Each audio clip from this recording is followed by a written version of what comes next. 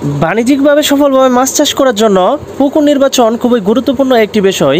পুকুর এমন স্থানে নির্বাচন করতে হবে যেখানে পানির সরবরাহ ব্যবস্থাপনা থাকবে। পুকুরের উপর রৌদ্র থাকবে এমন স্থানে পুকুর নির্বাচন করতে হবে।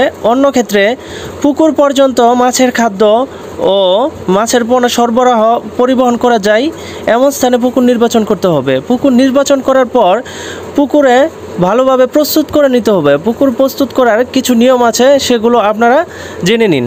পাঙ্গাস মাছ চাষের পুকুর যদি নতুন হয়ে থাকে তাহলে শতাংশ প্রতি 1 কেজি হারে চুন ছিটিয়ে দিতে হবে। চুন দেওয়ার পর শতাংশ প্রতি 3-4 কেজি হারে গোবর ছিটিয়ে দিলে প্রাকৃতিক খাবারটা তৈরি হয়ে যায়।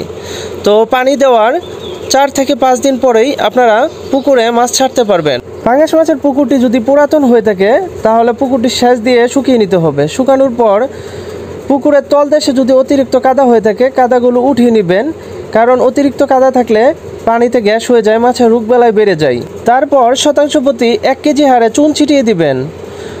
ইতিপূর্বে যদি অধিক ঘনত্বে এই পুকুরে মাছ চাষ হয়ে থাকে তাহলে প্রতি শতাংশ প্রতি 100 গ্রাম ইউরিয়া 100 গ্রাম টিএসপি সার ছিটিয়ে দিবেন। পাশাপাশি 3 থেকে 4 কেজি হারে গোবর ছিটিয়ে দিবেন, কারণ এই সারগুলো দেওয়ার কারণে প্রাকৃতিক খাদ্য তৈরি হয়।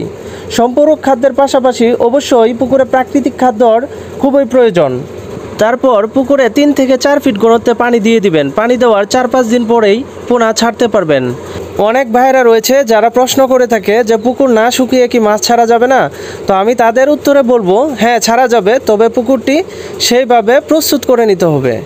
যদি আপনার পুকুর শুকানোর প্রসেস না থাকে তাহলে পুকুর থেকে রাক্ষসে মাছগুলো উঠিয়ে নিতে হবে, যেমন শোল মাছ, গজার মাছ, এই জাতীয় মাছগুলো, অথবা চিতল মাছ থাকতে পারে। এই মাছগুলো আপনাকে উঠিয়ে নিতে হবে।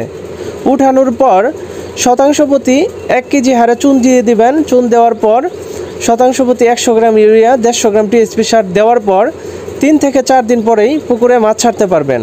মাছ চাষে সফল হওয়ার জন্য দ্বিতীয় শর্ত হচ্ছে পোনা সিলেকশন করা, অর্থাৎ ভালো মানের পোনা সিলেকশন করা। যদি থাইল্যান্ডীয় অথবা ভিয়েতনাম জাতের পোনা না হয় তাহলে কিন্তু মাছ চাষে সফল হতে পারবেন না। তাই মাছ ছাড়ার আগে অবশ্যই মাছের পোনার মান নির্বাচন করতে হবে। মাছের পোনা যদি ভালো না হয় মাছ চাষে ব্যাঘাত ঘটবে। আপনারা অবশ্যই থাইল্যান্ডীয় অথবা ভিয়েতনাম জাতের পোনা নির্বাচন করবেন। তো এই পোনাগুলো কোথায় পাওয়া যায় অনেকেই প্রশ্ন করে থাকে। তো এই পোনাগুলো আমাদের কাছে পাবেন, অথবা ভালো মানের সুনামধন্য হ্যাচারি থেকে আপনারা নিতে পারেন।